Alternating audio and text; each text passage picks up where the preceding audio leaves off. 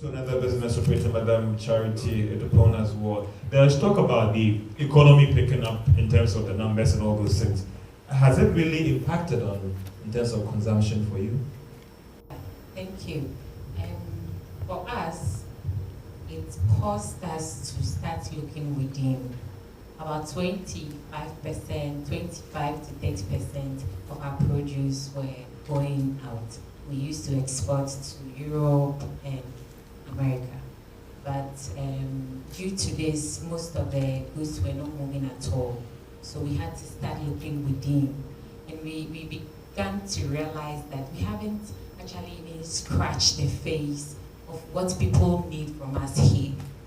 So we had to really now step out there and look for the people who are looking. In fact, they were calling us. So we had to get ready for them. And you know, we all know that we were not prepared for this at all.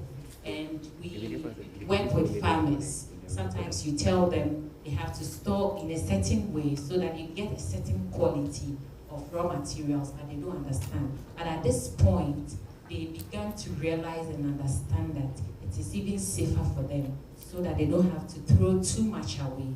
And we had to process and store for them, even for now.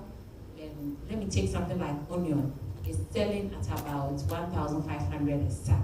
But at the time, they kept cautioning us that it's going to be expensive, it's going to be expensive. So we bought a lot, processed into flakes to store, and now we are smiling to the bank. So it really caused us to look within and also satisfy the Ghanaian customer before we look out. You talked about smiling to the bank. I wanted to find out from you in terms of support from the banks. I mean, I engage the banks with them that listen, we are lending, you know, we've done about over 20 billion Ghana cedis since the lockdown to now. But I was asking, which sectors were these lending going to? Is it going to people like you? Yes, my bank did well.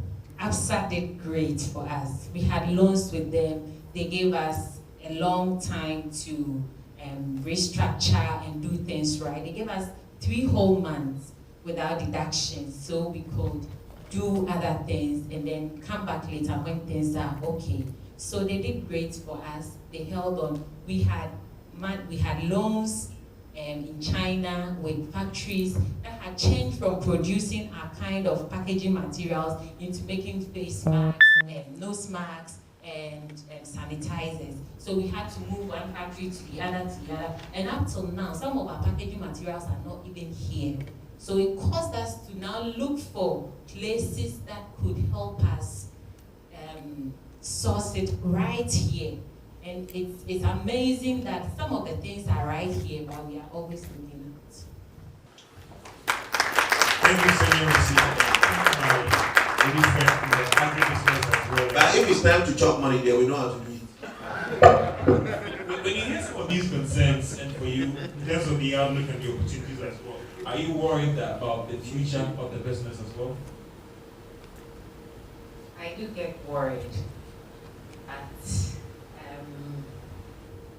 the only constant thing is change, right? In all of this, I have hurt myself in all of them. I've had to make very hard decisions and change some of the things I do.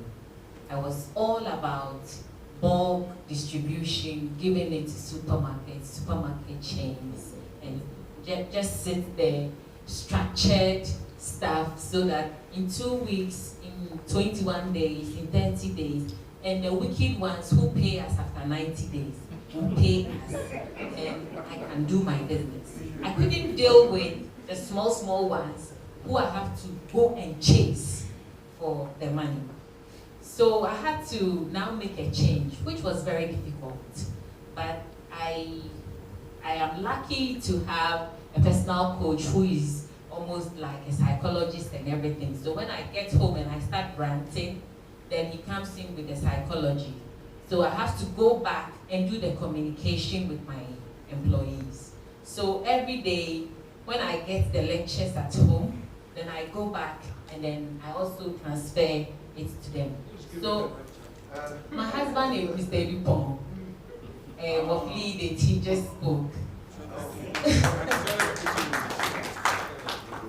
So I trans. Thank you. So I transferred that to them. I do a lot of communication. Just when COVID hit, we trained ourselves. He was there. Sometimes he's on my case. I'm a hands-on person, so I want to get into the thick of it and do it. I'm like, I don't have the time. But you will come anyways. Sit down, we do that. And I have to be able to transfer it to them so they understand. So when things were getting hard, they were ready to come and sleep at the factory. So things go on. I had to pack my own car and use the company van and pick some of them up so we go together. We had to make really hard decisions. I had to now start doing retail. And in all of this, what I've learned is that there is always a silver lining somewhere. Sometimes I make 10% margins on the things I do, and the big supermarket chains make about 50%. Now I wasn't doing just business B2B, I was doing B2C. So my margins also went up. So even though I was spending more to get things going, I was also making a bit more to take care of that cost.